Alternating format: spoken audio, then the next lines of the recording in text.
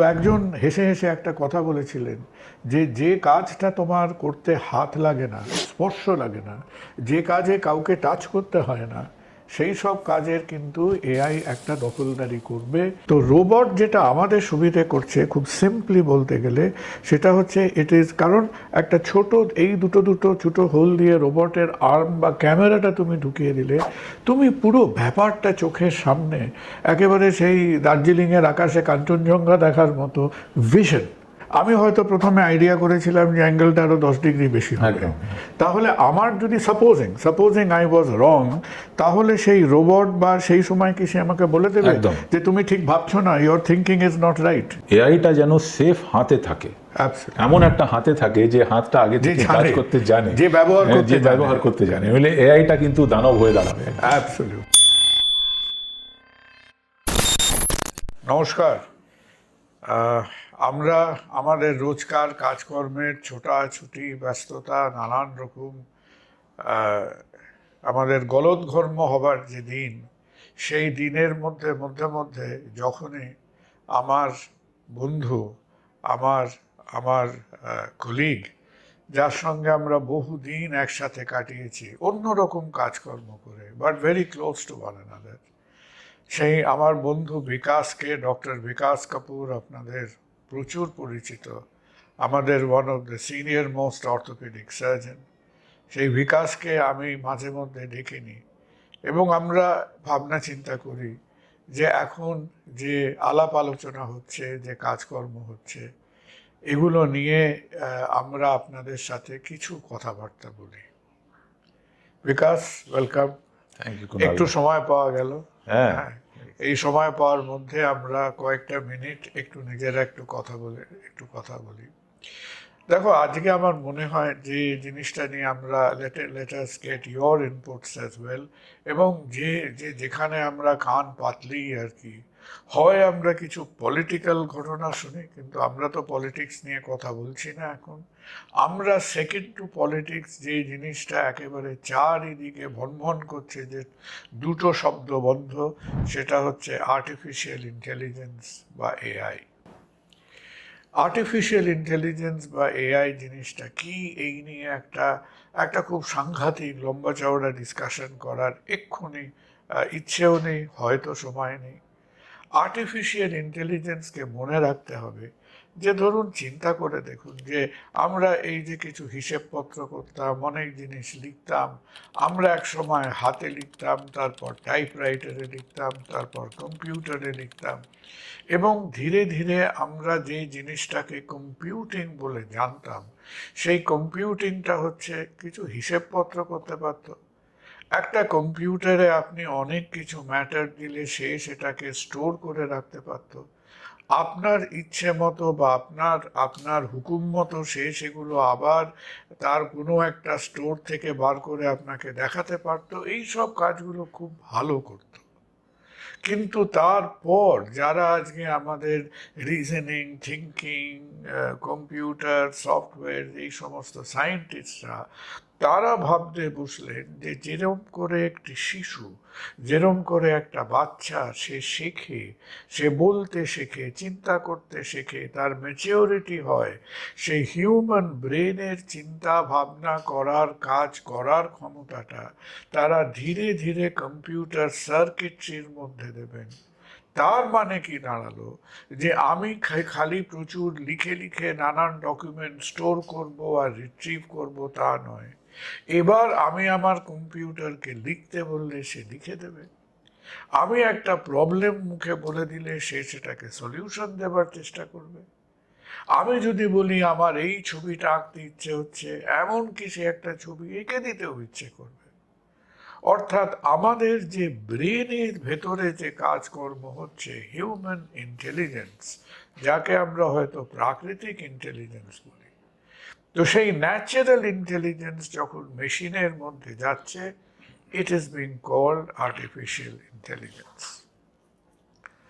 আপনারা ছবি আঁকুন, আপনারা লিখুন, আপনি গান গান, আপনি এটা ক্রিয়েটিভ করার চেষ্টা করুন, whatever you like to do, সমস্ত হিউম্যান অ্যাক্টিভিটির মধ্যে আসছে and it is not surprising at all যে আমাদের কাজকর্মের মধ্যে এই আর্টিফিশিয়াল ইন্টেলিজেন্সের অ্যাপ্লিকেশন হয়েছে, দৈনন্দিন জীবনে হচ্ছে, বাড়ছে, এবং আমরা ভাবতে বসছি মাঝে মধ্যে যে আরও সে কতটা বাড়তে পারে আর আমাদের কি কি কাজকর্মে সেটা হেল্প করতে পারে। তো দেখুন, আমার থেকে অনেক ছোট আমাদের আমাদের ইয়াং বন্ধু বিকাশ। তো বিকাশ, তুমি তোমার ইন দিস ক্যারিয়ার, ধরো আমরা যদি ভাবি যে লুক ব্যাক গত 5 বছর আগে, তোমরা কি অ্যান্টিসিপেট করছিলে যে আমাদের নানান কাজকর্মে এই যে আর্টিফিশিয়াল ইন্টেলিজেন্স, অ্যাডভান্স সফটওয়্যার ইত্যাদি এর অ্যাপ্লিকেশনটা যে একটা জায়গায় 4-5 বছরের মধ্যে চলে আসবে তোমার ফিল্ডে, in the field of really precision and advanced orthopaedics? তুমি কি এটা অ্যান্টিসিপেট করেছিলে যে এই সিচুয়েশনটা আসবে? এই আসবে আসবে এরকম একটা ব্যাপার চলছিল 15 বছর ধরে। এই যে আমরা যেটাকে এখন রোবট বলে ডাকি, সেটা তো বেসিক্যালি একটা ডেটা ইনপুট হয়েছে সারা পৃথিবীর মানুষের জয়েন্ট রিপ্লেসমেন্ট হওয়ার পরে। যে ডেটাগুলো তৈরি হলো, মানুষের একটা হাঁটুর অ্যালাইনমেন্টটা কী আছে, জন্ম থেকে শেষ অবধি কীরকম থাকে, তো ওই ডেটা যখন কোলেক্ট করে একটা জায়গায় চলে এলো, সেখানে একটা নিয়ার নর্মালটা আমাদের করে উঠলো, আর সেটাকে যে স্বরূপটা দিল সেটা হলো আর্টিফিশিয়াল ইন্টেলিজেন্স আমাদের ক্ষেত্রে। বিকাশ যে কথাটা বলছে, আপনারা জিনিসটার সিগনিফিকেন্সটা বুঝুন।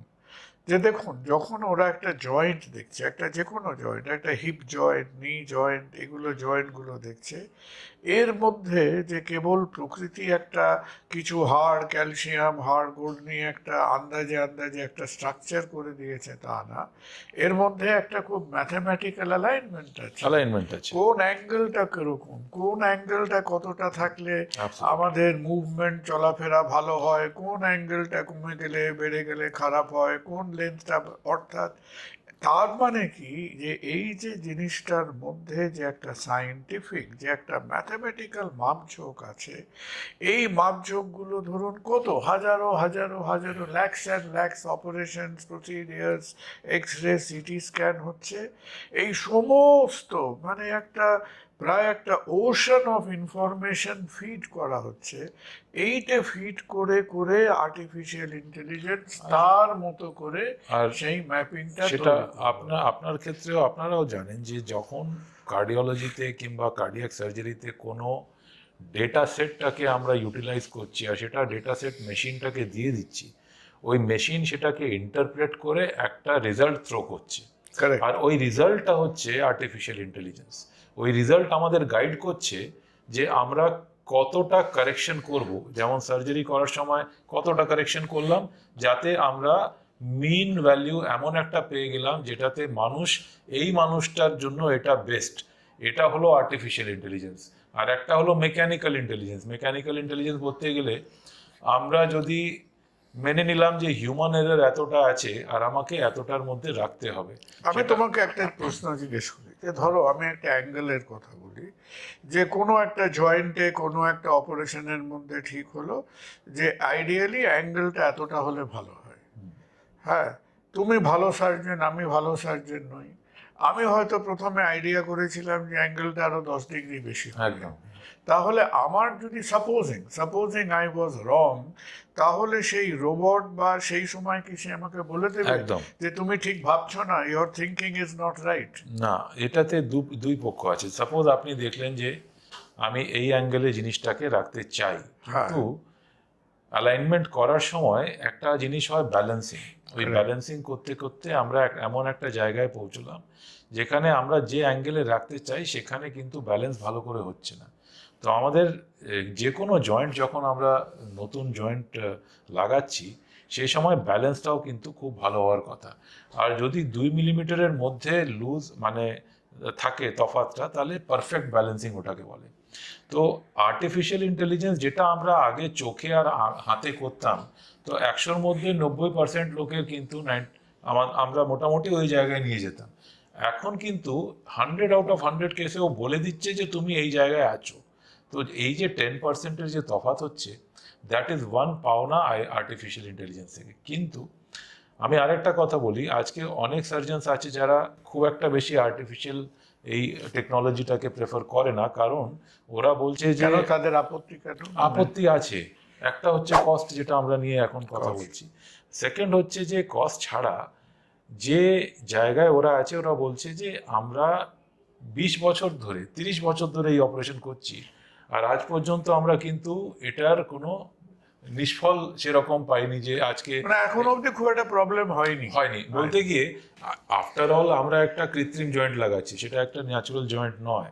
তাহলে কেন আমরা আবার কস্ট বাড়াবাড়ি করে ওই 2 ডিগ্রির জন্য 1 ডিগ্রির জন্য, যা আজ থেকে 30 বছর পরে আমরা যে ফলটা জানতে পারবো। বা কেউ বলতে survivorship। পারে, কেউ বলতে পারে 1000টা অপারেশনের মধ্যে যদি 998টা ঠিক হয়, তাহলে বাকি দুটো অপারেশনের রিফাইনমেন্টের জন্য আমি কি আবার আবার ইনফ্রাস্ট্রাকচার, মেশিন, টাকা পয়সা, কস্ট। আর একজন বলতে পারে যে ওই দুটো দুটো লোক যে দুর্ভাগ্য ওদের হবে, সেটার দায়িত্ব কে নেবে? আজকে আমরা হেলথ কেয়ারে ওই জায়গায় চলে গেছি। আমার আপনার কাছে যারা আসছে, ওরা কিন্তু আসছে একটা আশা নিয়ে। They will think Yes. যে সেই দুটো মানুষের যাতে প্রবলেম না হয়, তাদেরও চলাফেরা ওই হয়। তার কস্ট ডিস্ট্রিবিউশনটা গোটা 1000 লোক দিচ্ছে। আচ্ছা ধরো, কারেক্ট, এখন ধরো let us look at it this way, যে কেউ কেউ ভাবে, কেউ কেউর মধ্যে কিন্তু জানো তো আমিও পড়ি মাঝে, যে যখন আমার মনে আছে যে অ্যাবাউট কত এই বছর দেড়েক 2 বছর বোধহয় হয়নি, যখন তোমরা এই কথাবার্তা বলছিলে হ্যাঁ যে অর্থোপেডিক্সের রোবট আসছে। হ্যাঁ হ্যাঁ, আমাদের যে ওটিতে হার্টের অপারেশন করি, তার একটা দুটো ওটির পাশেই হচ্ছে বিকাশদের ওটি কমপ্লেক্স। আমি কিন্তু খানিকটা বলতে পারেন, খানিকটা বোকা হাবাগাওয়ার মতো ভাবতাম যে ডাক্তাররা দাঁড়িয়ে থাকবে, সেই রোবটরা এসে হাত বাড়িয়ে বাড়িয়ে তারা এই কাটাকুটি এটা সেটা লাগানো করে দেবে। কিন্তু তোমরাই তো কাজটা করছো, they are helping you. Exactly, it's artificial intelligence. It's মানে আমরা যে জিনিস নিয়ে শুরু করলাম আজকে আলোচনাটা, আর্টিফিশিয়াল ইন্টেলিজেন্স, এটার এক পক্ষ হচ্ছে যেটা আপনি আমার সঙ্গে কথা বলছেন এখন রোবোটিক্স নিয়ে, আর ডেটা সেট রোবটের মধ্যে আছে, আর আমরা ওই ডেটা দিয়ে মিলিয়ে আমাদের পেশেন্টের একটা অ্যালাইনমেন্ট তৈরি করে ভালো রেজাল্ট দেওয়ার চেষ্টা করছি 100-র মধ্যে 100 লোকের, যাতে অসুবিধা না হয়। আর সেকেন্ড যেটা আমরা আজকে এই এআই নিয়ে কথা বলছিলাম, সেটা বিফোর দিস উই স্টার্টেড, যে এআই এর ইউটিলিটি কিন্তু এখন বিয়ন্ড রোবোটিক্স আর beyond this. That is true. আমি আর একটা কথা বলিনি, যে যেহেতু বিকজ আমরা কথা বলছি আজকে, অর্থোপেডিক্স যে ধরনের অ্যাপ্লিকেশন এখন করছে, তোমরা এটাকে কি বলো, ন্যাভিগেশনাল রোবট। আগে ন্যাভিগেশন ছিল, এখন রোবটটা আমার কাছে দুটো রোবট আছে এই মুহূর্তে, একটা হ্যাপটিক আর একটা নন হ্যাপটিক। হ্যাপটিক রোবটটা কি করে, ওর হাতটাই নিয়ে আমার সঙ্গে চলে, মানে ওই সটা যেটা আমি ইউজ করছি, সেটা কিন্তু রোবটের হাত নিয়ে কাজ করছি আমি। আচ্ছা, তো ও একটা বাউন্ডারি সেট করে দিচ্ছে, ওই বাউন্ডারির মধ্যেই কিন্তু কাটবে, ও কাটবে, ওর থেকে বেশি ভুল করেও কাটতে পারবে না। কারেক্ট। আর একটা হয় নন হ্যাপটিক। নন হ্যাপটিক হচ্ছে যেখানে কাটবো আমি বিকজ অফ মাই এক্সপিরিয়েন্স, কিন্তু রোবট আমাকে গাইড করে দিচ্ছে এতটা কেটো। তো এই দুটো জিনিস কিন্তু খুব মানে দে আর ইকুয়ালি গুড, কিন্তু কোন সার্জন কোনটা ইউজ করবে, ভাগ্যিস আমি দুটো ইউজ করছি, সুতরাং আমার ক্ষেত্রে ওটা ইউ আর ভেরি কি বলবো, lucky and well provided. well provided you for, have a and choice. of course, and it also depends on how we are able to use the technology, expertise টা কিভাবে acquire করতে পারি। Similarly এখন ধরুন, আমি সেদিন উল্টে পাল্টে দেখছিলাম, সে প্রায় আমাদের ধরুন আমাদের দেশে এখন প্রায় 7 or 8 different types of surgical robots are available. আর একটা রোবটের আপনারা নাম শুনবেন, ছবি দেখবেন এবং ভেরি ওয়াইডলি অ্যাপ্লাইড, সেটাকে বলছে দা ভিঞ্চি রোবট। এখন দা ভিঞ্চি আপনারা জানেন, সেই আমাদের 16th century one of the most talented people ever born, Leonardo da ভিঞ্চির নামে। এবং লিওনার্দো দা ভিঞ্চি প্রায় ভাবতেন যে মানুষের হাতটা যেটা কেবল 3টে প্লেনে নড়তে পারে, আমি যদি এই হাতটাকে এমন করে দিই যে এই হাতটা আরো 4-5 ভাবে নড়তে পারবে, হাতটা একটু ছোট হবে, 360 ডিগ্রি ঘুরে ওঠে। হ্যাঁ যে কোনো ছোট জায়গায় চলে যাব। আর মজার কথা হচ্ছে যে ডা ভিঞ্চি যেটা হ্যাঁ, হাতে হ্যাঁ। করতো, আমরা রোবটকে ডা ভিঞ্চির সঙ্গে কম্পেয়ার করছি, মানে Compare করছি। আমরা ডা ভিঞ্চির মতো বানাতে চাইছি রোবটটাকে, মানে After- রোবট এখনো ওই জায়গায় পৌঁছে আফটার 600 ইয়ার্স, আফটার 600 600 ইয়ার্স। তো দাভিঞ্চি রোবট সম্বন্ধে শুনবেন, কারণ সেগুলো হচ্ছে প্রসিডিয়ারাল রোবট, এবং সেখানে কি হয় যে পেশেন্ট একটা জায়গায় থাকে, রোবটের যন্ত্রপাতি কন্ট্রোলটা একটু পেশেন্টের দূরে থাকে, এবং কিছুটা কেউ কেউ সেটাকে হয়তো টেলি বা ডিস্টেন্স সার্জারি বলে। আমরা আমাদের দেশে যেমন ধরুন আমরা এই দা ভিঞ্চি রোবট দেখছি, অর্থোপেডিক্সে হ্যাপটিক, নন হ্যাপটিক রোবটস দেখছি। India is one of the fewest countries পৃথিবীতে যেখানে আমাদের নিজেদের কিছু কিছু কোম্পানি আছে যেখানে Indian robots have been manufacture. তারা কিছুটা ওই দা ভিঞ্চি রোবটের আপনাদের যে মিনিমালি ইনভেসিভ সার্জারি হয়, হ্যাঁ। কার্ডিয়াক সার্জারি, সেখানে কি রোবোটিক্সের রোল আছে? আমাদের দু ধরনের হয়। একটা হয় কি যে আমরা সাধারণত যেটা প্রথম কনভেনশনাল সার্জারি ছিল সেটা বেশিরভাগ ক্ষেত্রে বুকের মাঝখান দিয়ে ধরো এই ইঞ্চি চারেক কেটে একটা অপারেশন হতো, যেটা একটু কাটাটা লম্বা হতো এটসেট্রা। তো সেই ধরনের অপারেশনে যেখানে যেখানে পসিবল সেগুলো একটু স্মলার ইনসিশন দিয়ে সেটাকে বলতো, সেটা হাত দিয়েই সার্জনরা করতো, চোখে দেখেই করতো। হয়তো একটা দুটো এক্সট্রা যন্ত্রপাতি ছিল, বাট নন রোবটিক। এখন যেটা হচ্ছে যে ধরুন সেই ধরনের সার্জারির, ঠিক আছে, ধরো আমার যদি অপারেশন হয় এবং একই অপারেশন যা যা করণীয় সব কিছু করে যদি সেটা একটু ছোট কেটে পসিবল হয়, সেটা আমার সুবিধা হবে, দ্যাট ইজ মাই হেল্প। কিন্তু ঘটনাটা হলো যে আমি ছোট কেটে অনেকটা কাজ করতে কখনো সময় বেশি লাগে, মেক্স ইট টেকনিক্যালি ডিফিকাল্ট। তো রোবট যেটা আমাদের সুবিধে করছে খুব সিম্পলি বলতে গেলে সেটা হচ্ছে ইট ইজ, কারণ একটা ছোট এই দুটো দুটো ছোট হোল দিয়ে রোবটের আর্ম বা ক্যামেরাটা তুমি ঢুকিয়ে দিলে তুমি পুরো ব্যাপারটা চোখের সামনে একেবারে সেই দার্জিলিংয়ের আকাশে কাঞ্চনজঙ্ঘা দেখার মতো ভিশন, ওটা খুব ভালো হয়। দারুণ। হ্যাঁ, তো যখন আমরা ছোট কেটে চোখে দেখে করার চেষ্টা করছি তখন it is definitely technically more difficult. এবার আরো ছোট কেটে আমি ক্যামেরার সাহায্যে যখন পুরো ছবিটা চোখের সামনে দেখছি তখন মানে সত্যি কথা বলতে মানে আমরা সার্জনরা একেবারে আনন্দে হাততালি দিয়ে উঠি, ঠিক যেন মনে হচ্ছে আমরা হার্টটাকে না, আমরা হার্টের মধ্যে বসে অপারেশন করছি। বাহ। আর একটা জিনিস যেটা আমি জানতে চাই, যে এই হার্ট ট্রান্সপ্লান্টে আমাদের artificial intelligence, can it help in matching and creating some kind of database? হ্যাঁ, I think what is happening, আপনি এতগুলো হার্ট ট্রান্সপ্লান্ট করলেন, প্রায় 10টা করে ফেলেছেন, এই হ্যাঁ। I think it's highest in this part of the country. It is one of the highest. এখন ব্যাপারটা কি জানো তো, যে ব্যাপারটা হলো আমরা এখনো করিনি। রোবটিক হার্ট ট্রান্সপ্লান্টেশন একটা হয়েছে রিসেন্টলি আচ্ছা। ইউএসএতে। তার ভিডিওটাও আমরা এখনো দেখিনি, we are waiting to see যে কিরম করে করেছে। রোবটিক লাং ট্রান্সপ্লান্টেশন গোটা দুয়েক হয়েছে, বাট তোমরা যেমন রোবটটাকে নিয়ে এসছো যে ওই ম্যাথমেটিক্যাল প্রিসিশনটা জয়েন্ট সার্জারিতে, অর্থোপেডিক সার্জারিতে বাড়াতে, সত্যি কথা বলতে হার্ট সার্জারির বেশিরভাগটাই এখনো মোটামুটি কনভেনশনাল লাইনে হচ্ছে। আর্টিফিশিয়াল ইন্টেলিজেন্স আমাদের ধরো এই হার্ট কার্ডিয়াক এই এরিয়াতে এখন আর্টিফিশিয়াল ইন্টেলিজেন্সের যে কন্ট্রিবিউশন, তার যে রোল প্লে, সেই রোল প্লেটা মেনলি কোথায় কোথায় হচ্ছে আমাদের আর্লি ডায়াগনোসিস এবং পিক আপের। কিন্তু সেটাতেও অনেকগুলো অ্যাডভান্টেজেস আছে আমার মনে হয়, যদি ওই অ্যাপ্লিকেশনগুলো ডেফিনেটলি, যেমন ধরো এই যে আমি তোমাকে একটা সিম্পল বলি, এবং আমরা চেষ্টা করছি, অনেকেই চেষ্টা করছে, আশা করি আমরা জানি যে হার্টের কোনো গন্ডগোল হলে ডাক্তার লাগে না, সাধারণ মানুষ মনে করে যে ইসিজি করে এসো।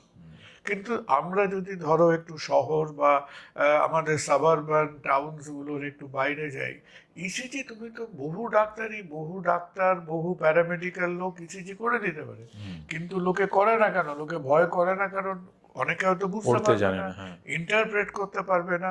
এবার আজকে আমরা যেখানে এসে দাঁড়িয়েছি সেখানে কেউ ইসিজি করলো, আপনি ওই মোবাইল হোয়াটসঅ্যাপে ছবি তোলার মতো ছবি তুলে সেটাকে একটা অ্যাপে দিয়ে দিন, আপনার ইসিজির একটা রিলায়েবল ডায়াগনোসিস আসবে। আচ্ছা, একটাই জিনিস আমি এই কথাটা আপনার মুখে আরেকবার শুনেছি, যে এই পার্টিকুলার জিনিসের সেফটি মার্জিন কি আপনি 100% বলতে পারেন দেখুন যে ওই? দেখো এখনো অব্দি আই টেল ইউ সামথিং, তুমি খেয়াল করে দেখবে যে ইভেন বিফোর আমরা সেটাকে এআই বলতাম, প্রায় লাস্ট 10 ইয়ার্স ধরে বহু বহু ইসিজি মেশিন ওপরে রিপোর্ট দিয়ে দিত। That was on a more basic computer program. So ECG reporting যতটা আমরা আমরা প্রাইমারি লেভেলে জানতে চাই, তার অ্যাকিউরেসি রেট কিন্তু ইজ ভেরি হাই। সিমিলারলি তুমি যদি X ray, ECG, X ray, CT scan, pathology slide, যে কোনো ছবি, যে কোনো গ্রাফ, যে কোনো ইমেজিং, হ্যাঁ, যেভাবে আমরা ডিজি যাত্রা করে এয়ারপোর্টে দেখছি, হ্যাঁ, ভারতবর্ষে প্রতি বছর 20 কোটি লোক প্লেনে চড়ে, তার মধ্যে প্রায় 11 কোটি লোককে ডিজি যাত্রায় নিয়েছে, যে 11 কোটি লোকের মুখ চেনে বলে দিতে পারছে যে কে ঢুকছে কে ঢুকছে না। সুতরাং আমাদের এই কার্ডিয়াক কেসে এখনো এটা মেইনলি ডায়াগনস্টিক্সে খুব ভালো ব্যবহার হচ্ছে, এবং আমরা যেটা চাইছি সেটা হলো, দেখো যত মানুষের আজকে হার্টের সমস্যা হয়, রাফলি আমরা 10 জনের মধ্যে হয়তো 3 জনকে ডায়াগনোজ করতে পারি, একজনের চিকিৎসা করতে পারি। তার মানে ঝামেলা, একটা মানুষের সমস্যা আরও তাড়াতাড়ি ডায়াগনোজড হোক। যেখানে আমরা খানিকটা হেজিটেট করতাম, আমরা ছাত্র অবস্থায় হেজিটেট করতাম না ইসিজি পড়তে, হ্যাঁ, আমি আজকেও ভালো করে প্রচন্ড হেজিটেট করতাম, হ্যাঁ, যে মাস্টার মশাইরা কান তুলে দিত, কি হচ্ছে, এটা ভুল করছো, ওটা ভুল করছো। সো এই যে এই this makes it even more. সুতরাং diagnosis, pick up, report interpretation, এই ইকোকার্ডিওগ্রাম এখনো লোকে আপলোড করে দিলে পাওয়া আমি তার যাচ্ছে। মানে বুঝতে পারছি যে কুণালদা বলছেন ইট ইজ আর্টিফিশিয়াল ইন্টেলিজেন্সের রাইট পার্সপেক্টিভে যদি আমরা দেখি, তাহলে মাস বেসড হেলথ কেয়ারে একটা বিরাট সাহায্য করবে কার্ডিওলজিতে আর কার্ডিয়াক মানে যে ডিজিজগুলো পিক আপ করার জন্য।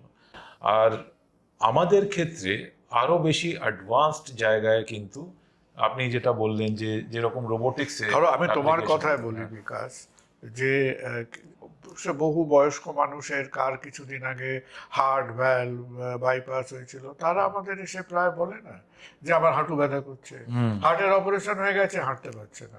তাহলে মানে আপনার হার্টের অপারেশন হয়ে গেছে, যদি নাই বা হাঁটবেন তাহলে লাভটা কি হলো? তো in those cases I see যে there are people, তারা হয়তো সবাই তো আর তোমার মতো orthopaedics, X ray etcetera scan diagnose করতে তারা হয়তো স্কিল নয়। সুতরাং অনেকে এই কারণে হয়তো এক্স রে করায় না, যে আমি যদি এক্স রে করাই, তাহলে একটা ধরা CT পড়ে করাই, না ধরা পড়ে যাবে, আবার হাঙ্গামা বাড়বে। হ্যাঁ, আমি কি বুঝতে পারবো এক্স রে করিয়ে কি হচ্ছে? So the question today is যে এটা আমি, তুমি, আমার, তোমার, এই ডাক্তার এ বি সি ডি, ঘটনাটা এর বাইরে চলে গেছে অনেকটা বাইরে চলে গেছে। Empowerment of patients. হ্যাঁ, আমার যদি স্পাইনে প্রবলেম থাকে, আমার যদি স্পাইন সিটি আমি করে থাকি, একজন দেখে আমাকে বললেন আপনার স্পাইনে এই এই রিপোর্ট হয়েছে, ঠিক যেমন আমি ছবি শেয়ার করি, ফেসবুক করি, হোয়াটসঅ্যাপ করি, সেই স্পাইন সিটির রিপোর্টটা আমি আপলোড করে দিলে আমি ডেফিনেটলি আরেকটা রিভ্যালিডেশন পাবো, যে কিন্তু অনেকটা ভয়ও পেয়ে যাবে। ভয় পেয়ে যাবে। এখন there will be, I agree with you, because আরেকটা যে ধরো মানে ইউ হ্যাভ যেটুকু বলবো না, যে আমার মনে হয় you have one of the most substantial experience এই যে ন্যাভিগেশনাল রোবট, হ্যাপটিক রোবট এগুলো ইউজ করে। তো ফ্র্যাঙ্কলি ধরো ডক্টর বিকাশ কাপুর মানে for quite a few years নিজে কমপ্লেক্স আর্থ্রোপ্লাস্টি এগুলো করে আসছে। So what is your feeling? Is it just another machine, না is it really a value addition? তোমার কি মনে হলো যে it is a real improvement? আমি আপনাকে তিনটে কথা বলবো, একটা আপনার লাইনেরই আছে, ন্যাভিগেশনাল রোবট। তার আগে ন্যাভিগেশন ছিল মোটামুটি একটু more slightly primitive way of doing things. একটা হোল ড্রিল করতে হয় ফিমারে নি রিপ্লেসমেন্ট করার সময়, ট্রেডিশনাল নি রিপ্লেসমেন্ট, তখন একটা বড় রড ঢোকাতে হয় অ্যালাইনমেন্টের জন্য।